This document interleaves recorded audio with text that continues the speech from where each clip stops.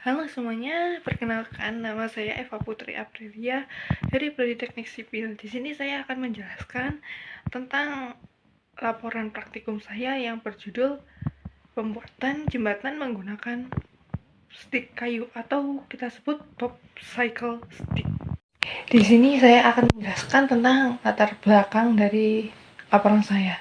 Nah, jembatan menjadi salah satu peran penting bagi pengembangan peradaban saat ini. Awalnya jembatan itu dari bahan desain yang sangat sederhana, namun pada saat ini jembatan sudah berevolusi dan memungkinkan kita untuk membawa dan mencakup jarak yang sangat besar dan luas.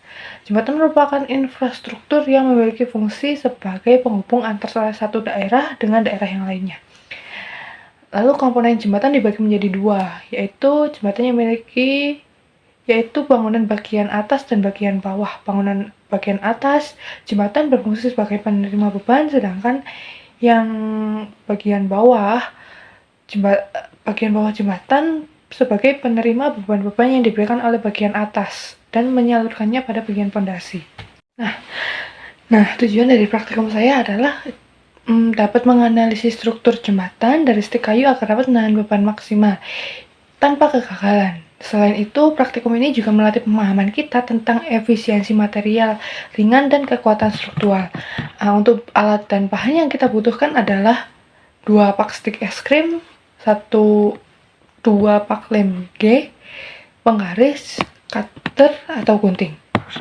Nah, sekarang saya akan menjelaskan tentang MSDS, tentang stik es krim dan lem G.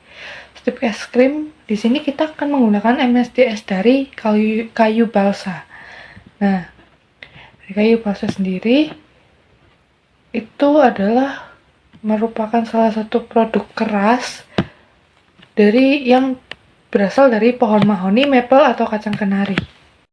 Untuk identifikasi bahayanya, sebenarnya ini bukan barang berbahaya ya, cuman ada risk price atau resiko, yaitu R36 atau biasa kita sebut iritasi terhadap mata. Lalu R42 dapat menyebabkan sensitasi jika terhirup. Lalu R43 dapat menyebabkan sensitasi jika terkena kulit. Lalu untuk safety prices atau keamanannya yaitu S16 atau jauhkan dari percikan api, dan S25 atau jangan kena mata. Lalu di sini ada MSDS dari LEMG, bisa dibaca di sini. Lalu untuk jumlah sendi yang rusak pada miniatur jembatan saya adalah sebanyak 6 kerusakan. Di antaranya yaitu 2 lendutan pada ujung bawah jembatan, 2 lendutan bagian atas, dan lendutan pada sambungan sendi pada sisi kanan dan kiri. Nah, kerusakan ini menunjukkan adanya kegagalan struktural yang diakibatkan dari beban yang berlebih.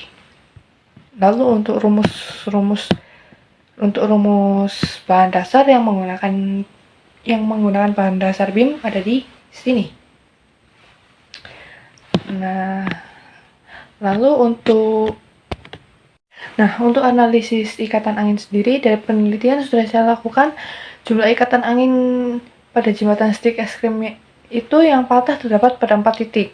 Nah, ini merupakan kerusakan pada elemen penghubung atau batang diagonal.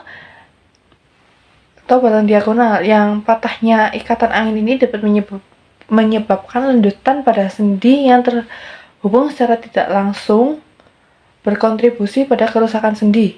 Nah, dalam hitungan ini, ikatan angin yang patah tidak dapat dihitung sebagai sendi yang rusak, melainkan sebagai faktor penyebab lendutan. Rumus ikatan angin ada di sini, yaitu ada rumus tentang beban angin dan rumus gaya angin. Nah, dari praktikum yang telah saya lakukan, dapat disimpulkan bahwa jembatan dari stik kayu berhasil membuktikan bahwa jembatan dengan desain Wern mampu mengoptimalkan kekuatan material ringan terhadap beban berat. Jembatan harus memenuhi beberapa standar yang telah diberikan. Oleh karena itu, hal yang kita dapat adalah jembatan dapat dibuat dari bahan apapun.